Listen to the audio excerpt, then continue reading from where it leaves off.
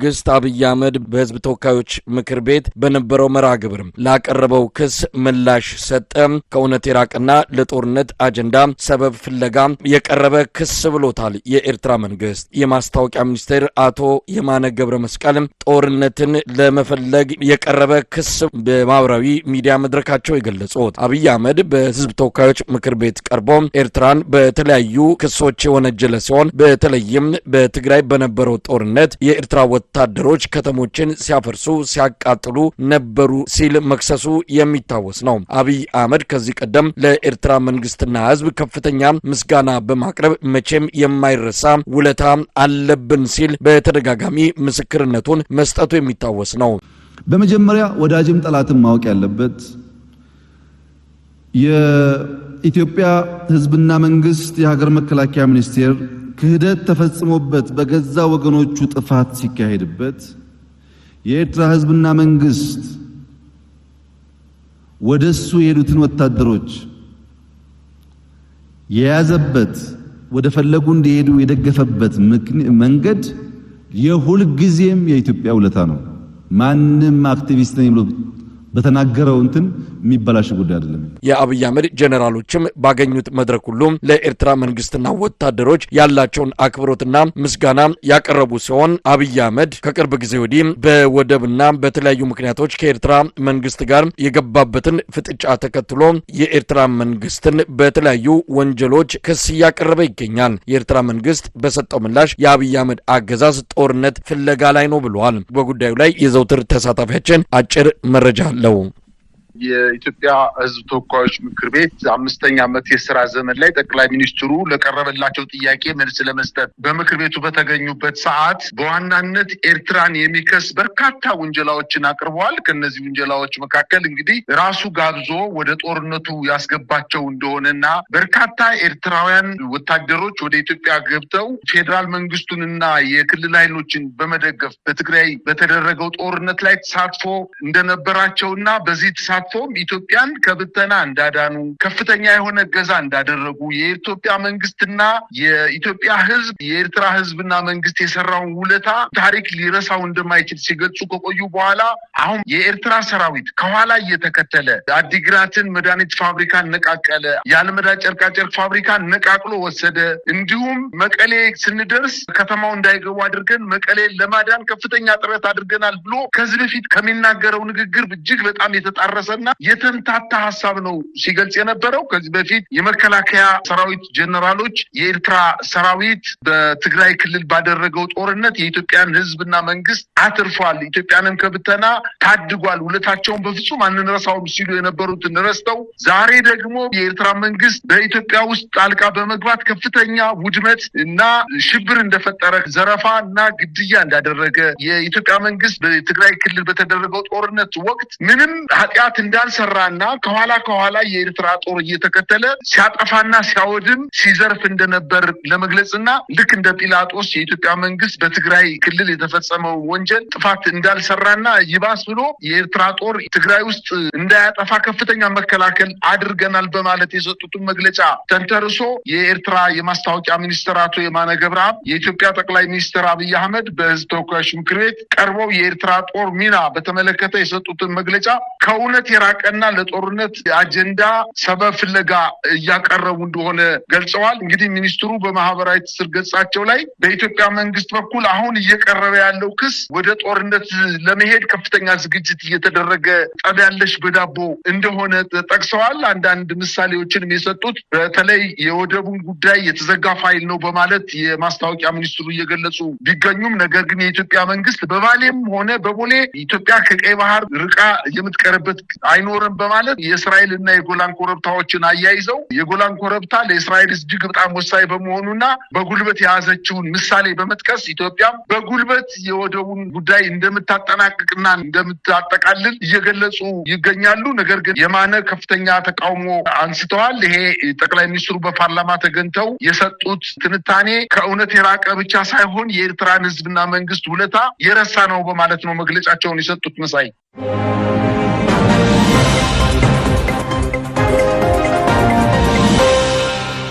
በኢትዮጵያ የተስፋፋ የመጣውን የሰላም እጦት ተከትሎ የተለያዩ የምዕራብ ሀገራት መንግስታት ዜጎቻቸው ወደ ኢትዮጵያ እንዳይጓዙ ማስጠንቀቂያ መስጠታቸውን ቀጥለዋል። በቅርቡ አሜሪካ፣ ካናዳ፣ እንግሊዝና የአውሮፓ ሀገራት ወደ ኢትዮጵያ የሚደረጉ ጉዞዎች ጥንቃቄ የተሞላባቸው፣ አንዳንዶቹ ሀገራት ደግሞ ዜጎቻቸው ወደዛ እንዳይጓዙ ማስጠንቀቂያ መስጠታቸው የሚታወስ ነው። የአውስትራሊያ መንግስት ዜጎቹ ወደ ትግራይ፣ አማራና ሌሎች የኢትዮጵያ ክልሎች እንዳይጓዙ በትላንትናው ዕለት ማስጠንቀቂያ ማውጣቱም ተሰምቷል። በኢትዮጵያ እየተስፋፋ ያለው ስርዓት አልበኝነት፣ ጦርነትና በአጠቃላይ የሰላም እጦት የውጭ ሀገር ዜጎች ደህንነት እንዳይሰማቸው እንዳደረገ ነው መረጃዎች የሚያመለክቱት። በቅርቡ 2 የቱርክ ዜጎች በደቡብ ኢትዮጵያ መገደላቸውን ተከትሎ በርካታ ሀገራት ወደ ኢትዮጵያ የሚደረጉ ጉዞችን ጥንቃቄ የተሞላው እንዲሆን እያሳሰቡ ይገኛሉ።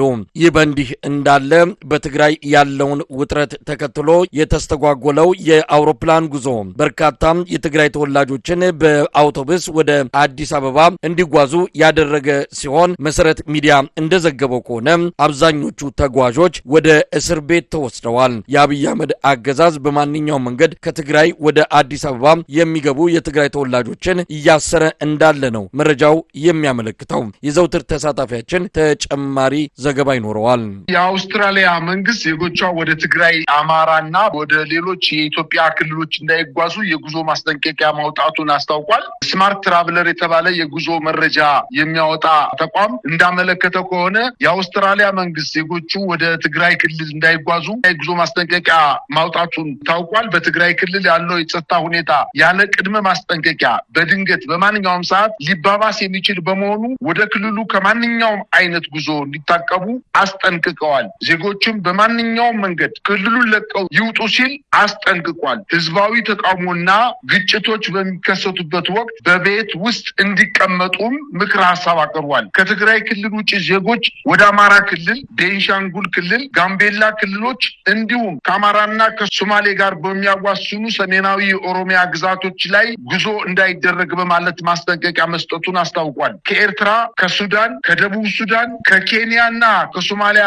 ወደሚያዋስኑ የኢትዮጵያ ድንበሮች ጉዞ በፍጹም እንዳያደርጉ ማሳሰቢያ መስጠቱን አስታውቋል። የትጥቅ ግጭቶች፣ የሽብርተኝነት ስጋት፣ የእገታና የሲቪል አለመረጋጋቶች እንዳሉ ጠቅሶ በእነዚህ አካባቢዎች ጉዞ እንዳይደረግ ዜጎቹ ምንም አይነት እንቅስቃሴ እንዳያደርጉ በማለት ማስጠንቀቂያ መስጠቱን ገልጿል። በአጠቃላይ ዜጎቹን ወደ ኢትዮጵያ ሊያደርጉት ያሰቡትን ጉዞ ካለ እንደገና እንዲያጤኑት በማለት ምክር ሀሳቡን አቅርቧል። ወደ ሶማሊያ ክልል ከኬንያና ከሶማሊያ አካባቢዎች በስተቀር ወደ ምስራቅ ሸዋ፣ ጉጂና ምዕራብ ጉጂ ዞኖች የሚደረጉ ጉዞዎች የጥንቃቄ ምድብ ውስጥ እንደተካተቱና በእነዚህ አካባቢዎች ጉዞ ሲያደርጉ ዜጎቹ ከፍተኛ ጥንቃቄ ማድረግ እንዳለባቸው፣ ከተቻለ ደግሞ በእነዚህ አካባቢዎች ጉዞ እንዳያደርጉ በማለት ምክር ሀሳቡን አቅርቧል። በመጨረሻም ወደ አዲስ አበባ፣ ድሬዳዋ፣ አፋር፣ ሐረር፣ ማዕከላዊ ኢትዮጵያና ደቡብ ምዕራብ ኢትዮጵያ ከፍተኛ ጥንቃቄ ያለበት ጉዞ እንዲያደርጉ በማለት አስታውቋል። በአጠቃላይ ኢትዮጵያን ካርታ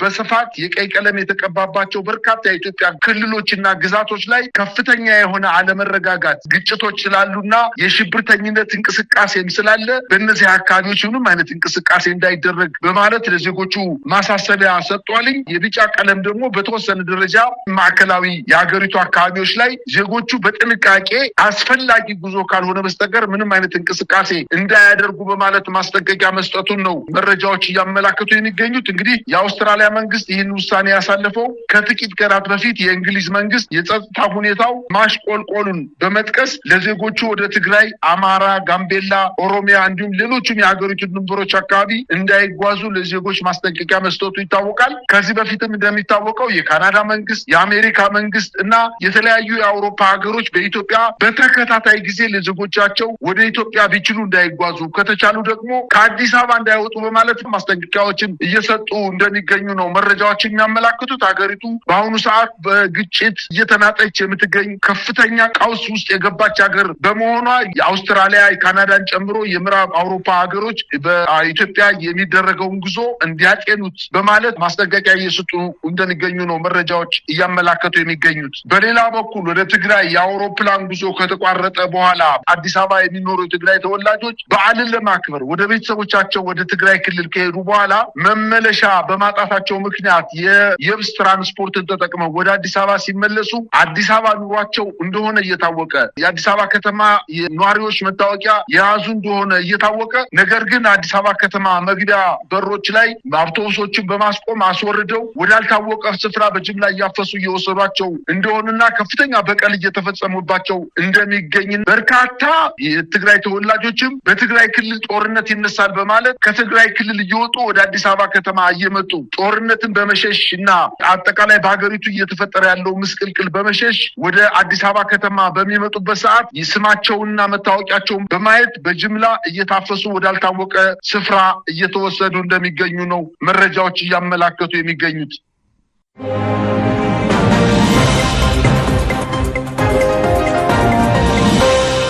የአማራ ፋኖ ብሔራዊ ንቅናቄ በተለያዩ የአማራ ቀጠናዎች በርካታ ውጊያዎች መደረጋቸውን አስታወቀ። በወሎ፣ በሸዋ፣ በጎጃምና በጎንደር በተካሄዱ ውጊያዎች ከፍተኛ ኪሳራ የአገዛዙ ሰራዊት ማስተናገዱን ነው ከቀጠናዎቹ የደረሱን መረጃዎች የሚያመለክቱት። በሌላ በኩል የአብይ አህመድ አገዛዝ በበቀል እየወሰደው ያለው እርምጃም እንደዚሁ ቀጥሏል። በባህር ዳር አንድ የሕክምና ባለሙያ መገደሉም ተሰምቷል። ከቅርብ ጊዜ ወዲህ የአማራ ተወላጅ የሆኑ የሕክምና ዶክተሮች በአገዛዙ ሰራዊት እየተገደሉ መሆናቸው ለብዙዎች አስደንጋጭ ሆኖ እየተሰማ ያለ ጉዳይ ሆኗል። በስካሁንም 6 ዶክተሮች መገደላቸውን ነው ያገኘነው መረጃ የሚያመለክተው። ይህ በእንዲህ እንዳለ የአማራ ፋኖ ብሔራዊ ንቅናቄ የአንድነት ምስረታውን አስመልክቶ አመራሮቹ ለመገናኛ ብዙሃን መግለጫ ሰጥተዋል። የአማራ ፋኖ ብሔራዊ ንቅናቄ አመሰራረትና ቀጣይ አቅጣጫዎችን በተመለከተ የንቅናቄው አመራሮች በሰጡት መግለጫ አንድነቱ መጥቷል፣ የኢትዮጵያ ሕዝብ ከዚህ ትግል ጀርባ ሆኖ እንዲያግዝም ጥሪ አቅርበዋል። በወቅታዊው የፋኖ የተጋድሎ እንቅስቃሴ ዙሪያ የዘውትር ተሳታፊያችን የሰበሰባቸው መረጃዎች አሉ።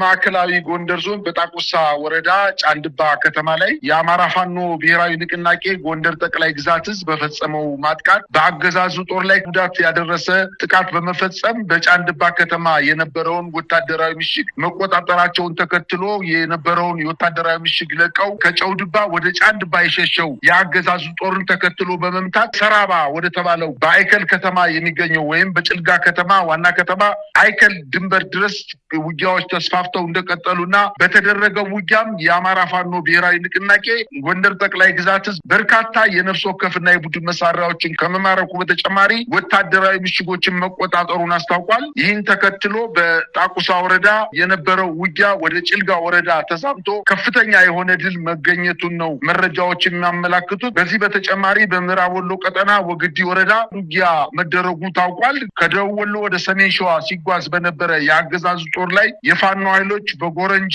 ኢላላና አጋምሳ በተባሉ ቦታዎች ላይ በፈጸሙት የማጥቃት እንቅስቃሴ በአገዛዙ ጦር ላይ ድል መቀዳጀታቸውንና በርካታ የሰራዊቱን አባላት መግደላቸውንና የነፍስ ወከፍና የቡድን መሳሪያዎችን መማረካቸው። በዚሁ ቀጠናም ከላሊበላ ወደ ጋሸና ሲጓዝ በነበረ የአገዛዙ ጦር ላይ የፋኖ ኃይሎች ድብኮ ከተባለችው ከተማ ላይ የደፈጣ ጥቃት በመፈጸም በድብኮ ከተማ ላይ ሲደርስ የአገዛዙ ጦር መጥተው ክፉኛ እንዳሽመደመዱት ለማወቅ ተችሏል። እንግዲህ በዚህ ቀጠና በርካታ የሆኑ ውጊያዎች እየተደረጉ ሲሆን የሰራዊቱ አባላት ስንቅና ትጥቅ ለመቀባበል ከአንድ ከተማ ወደ አንድ ከተማ እንቅስቃሴ በሚያደርጉበት ሰዓት የአማራ ፋኖ ብሔራዊ ንቅናቄ የተለያዩ ኮሮችና እዞችና ሻለቃና ሻምበሎች በጋራ በመቀናጀትና በመናበብ ከህብረተሰቡ መረጃ በመሰብሰብ ከፍተኛ ኪሳራ እያደረሱበት እንደሚገኙ ታውቋል። በምስራቅ ጎጃም አካባቢ የአማራ ፋኖ ብሔራዊ ንቅናቄ ከደንበጫ ከተማ በቅርብ ርቀት ከምትገኘው ዋድ ኢየሱስ የጀመረው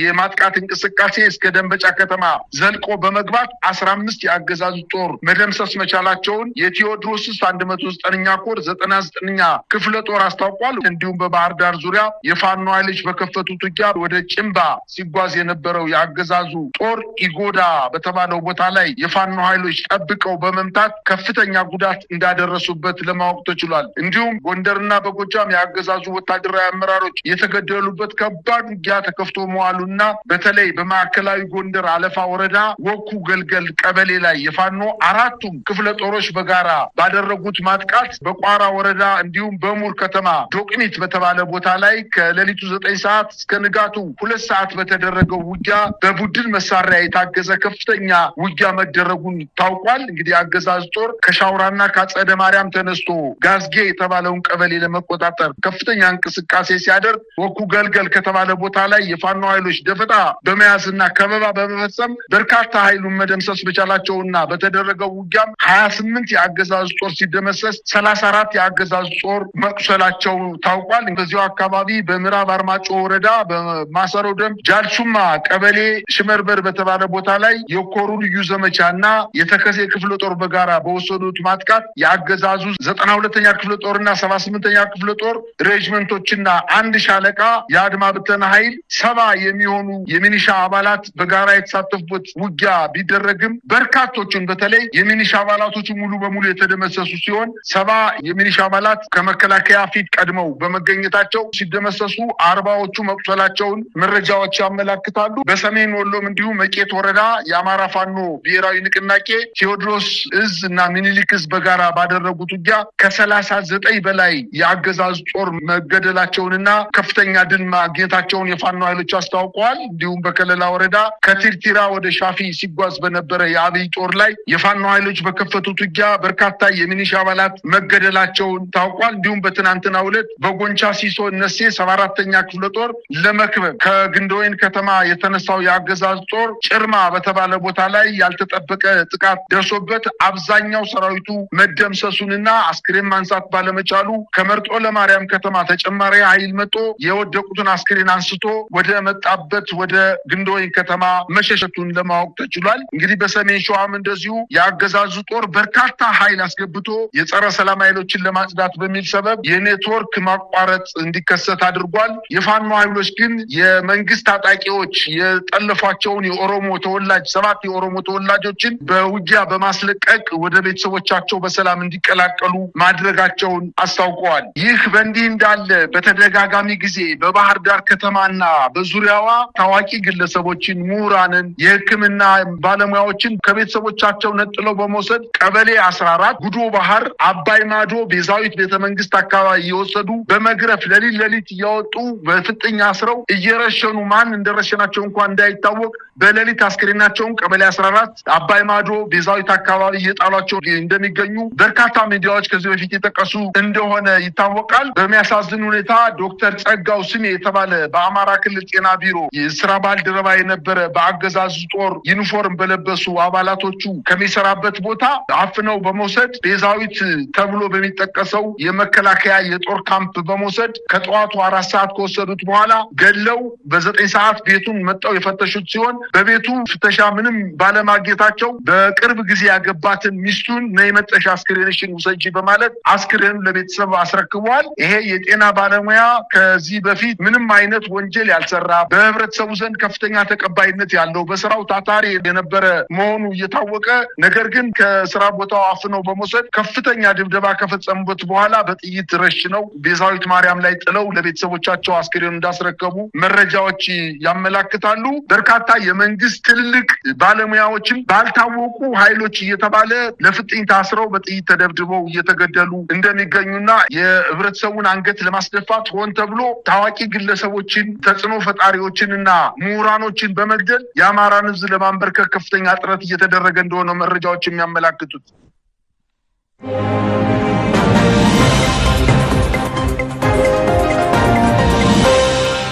እየሞከርኩ ነው በሚል መሪ ቃል እየተካሄደ ያለው የማህበራዊ ሚዲያ ዘመቻ ተጠናክሮ መቀጠሉ ታወቀ። በርካታ ኢትዮጵያውያን እየተቀላቀሉት እንደሆነም ለማወቅ ተችሏል። እየሞከርኩኝ ነው በሚል በኮሜዲያን ያሲኖ የተጀመረው ንቅናቄ የተለያዩ የህብረተሰብ ክፍሎች በራሳቸው መንገድና በራሳቸው መልእክት ዘመቻውን እየተቀላቀሉ ሲሆን አገዛዙም በሁኔታው ከፍተኛ ድንጋጤ ውስጥ እንደገባ መረጃዎች ያመለክታሉ። እንዲህ አይነቱን የማህበራዊ ሚዲያ ዘመቻ የሚያካሂዱ ሰዎችን አድኖ ለመያዝ በአገዛዙ በኩል እየተመከረም እንዳለም ተሰምቷል። ይህ እየሞከርኩኝ ነው በሚል እየተስፋፋ የመጣው የኢትዮጵያንን የወቅቱን ድምጽ የሚወክለው ዘመቻ በዋናነት ከኑሮ ውድነት ጋር በተያዘ ህብረተሰቡ የገባበትን አጣብቂኝ የሚያመላክት እንደሆነ ተገልጿል።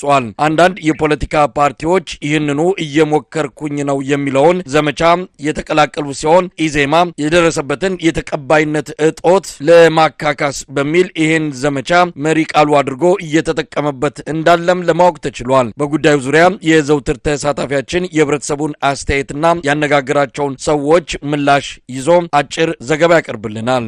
መሳይ እናንተ እያያችሁ ያላችሁት የማህበራዊ ድረገጹን በሚዲያ ነው። ነገር ግን አዲስ አበባ ሌላ ወሬ የለም ማለት በሚያስችል ደረጃ ባሱም ሰማዩም ምድሩም የግል ታክሲውም ሆቴሎችም ስፖርት ቤቶችም በሙሉ እያወሩ ያሉት ይህን ነው። እንግዲህ ኪነ ጥበብና ሚዲያ ለፖለቲካ ትግል ምን ያክል ከፍተኛ አስተዋጽኦ እንዳላቸው በአጭር ቃላት የተገለጸበት የኮሜዲያን ያሲኑ እየሞከርኩ ነው የሚለው አገላለጽ የኢትዮጵያን ህዝብ ብሶትና በደል ቁልጭ አድርጎ ያሳየ የኑሮ ጉስቁልናቸውን ቁልጭ አድርጎ የሚያሳይ እየሞከርኩ ነው በሚል ርዕስ በማህበራዊ ሚዲያ የተሰራጨው አጭር ቪዲዮ በበርካታ ኢትዮጵያውያን ዘንድ የመነጋገሪያ አጀንዳ ከሆነ የሁለተኛ ቀን አለፈው። እንግዲህ ብሶት የወለደው ከባድ መልእክት ያዘለ ንግግር መሆኑን በበርካታ ኢትዮጵያውያን ዘንድ ስምምነት ላይ ተደርሷል። ግን በዚህ ብቻ ያበቃል ወይ ነው በተለይ የአዲስ አበባ ከተማ ነዋሪዎች እየተናገሩ የሚገኙት። የራሳችንን ኑሮ በሌላ ሰው አንደበት ነው የሰማነው። እኛ እየሞከርን ነው ብለን ማብቃት የለብንም። ከእንግዲህ በኋላ በቃ ደክሞናል። ከእንግዲህ በኋላ ይህ ስርዓት መሸከም አንችልም። አቅቶናል፣ ደክሞናል። ይህን መንግስት ልንጥልበት የምንችልበትን አደረጃጀት መፍጠር አለብን በማለት እየተነጋገሩበት ይገኛሉ። እንግዲህ ችግርን የማያውቀው ሹመኛ በበዛበት ሀገር የዜጎችን መከራ እለት እለት እየጨመረበት በመምጣቱ ወገቡ የተሰበረው የኢትዮጵያ ህዝብ በዚህ ጊዜ እንደዚህ አይነት የህዝብን የኑሮ መከራ ቁልጭ አድርጎ የሚያሳይ ወጣት ሌሎችን አነሳስቶ ወደ በቃ አልቻልኩም ወደሚል ህዝባዊ አመጽ ሊሸጋገር እንደሚችልና አገዛዙ ይህንን ግለሰብ ምናልባት ማስተባበያ እንዲሰጥ ከፖለቲካ አንጻር አልተናገርኩም እንዲል ሊያስረው ሊያናዝዘው በሚዲያ ላቀርበው እንደሚችል ነው በርካታ የአዲስ አበባ ወጣቶች እየተናገሩ የሚገኙት። በጣም የሚገርመው ደግሞ የብልጽግናው የሳሎን ጌጥ የሆነው ኢዜማ ይህንን የህዝብ ብሶት ለምርጫ ቅስቀሳ ሊጠቀምበት እንደሆነና በተለይ ደግሞ እነ ገነት አራጌ የኢዜማ የፖለቲካ ከፍተኛ አመራር የነበሩት ደብዛቸው ከጠፋ 1 ዓመት የሞላቸው ሲሆን ለእነዚህ ሰዎች ምንም ትንፍሽ ያላለው ነገር ግን በአዲስ አበባ ከተማ ይሄንን ቃላት ተጠቅሞ የያሲኖን እየሞከርኩ ነው የሚለውን መልእክት በምርጫ ድግስ ላይ ማማማቂያ ለማድረግ ራሱ ማህበራዊ ድረገጹን ተቀላቅሎታል። በኮሜዲያን ያሲን የተሰራው ማህበረሰባችንን ተጨማሪ ችግር ላይ ሳንጥል አማራጭ ለመሆን እየሞከርን ነው ብሎ ነው በመሪ ቃል ይሄንን ቪዲዮ የተቀላቀለው። በጣም የሚያሳዝን ነገር ነው እየተፈጸመ ያለው። ኢዜማ እንግዲህ በስድስተኛው ምርጫ ሙሉ በሙሉ ከተሸነፈ በኋላ የትኛውም ከተማ ላይ ህዝብን ሰብስቦ ባላናገረበት ጠቅላላ ጉባኤውን በአባላቶቹ ፍቃድና ሁንታ ሰጭነት ምርጫ ያልተካሄደበት ፓርቲ እንደሆነ እየታወቀ ምንም አይነት ህዝባዊ ስብሰባ፣ ሰላማዊ ሰልፍ፣ የፖለቲካ አማራጮችን ይዞ ያልቀረበና አብይ ያሻግረኛል ብሎ ከብልጽግና ፓርቲ ጋር ተጠግቶ የሚገኘው ኢዜማ አሁን ምርጫ በሚደርስበት ሰዓት የሰዎችን ሐሳብ እየወሰደ ትኩረት ለማግኘት ከፍተኛ ጥረት እያደረገ እንደሚገኝ ነው መረጃዎች እያመላከቱ የሚገኙት። ይሄ በማህበራዊ ድረገጽ የተለቀቀውና በበርካታ ኢትዮጵያውያን ዘንድ መነጋገሪያ የሆነው እየሞከርኩኝ ነው የሚለው እየተስፋፋ ያለ ቪዲዮና በብዙዎች ዘንድ ተቀባይነት ያገኘው ይሄ ቃል የብልጽግና መንግስት ብቻ ሳይሆን ከብልጽግና መንግስት ጋር ተጠግተው ድምጻቸው ሳይሰማ ምንጣፍ ሲጎትቱ የነበሩ እንደነ ኢዜማና እንደነ አብን ሌሎችም ከስርዓቱ ጉያ ውስጥ ተቀምጠው የዕለት ድርጎ እየተሰፈረላቸው የሚገኙ ስም ይዘው ምንም የፓርቲ ስራ የማይሰሩ የፖለቲካ ፓርቲዎችን ጨምሮ ለመጣል ከፍተኛ ድል እንደፈጠረና ወጣቶችም እየተስፋፋ ያለው ቪዲዮ በብልጽግና ፓርቲ ላይ ብቻ የመጣ ሳይሆን በእነዚህ በስሩ ላይ የስርዓቱን ምንጣፍ ጎታቸው የሆኑ የፖለቲካ ፓርቲዎችም ላይ ጭምር የተነሳ ማዕበል እንደሆነ እየታወቀ ኢዜማ ግን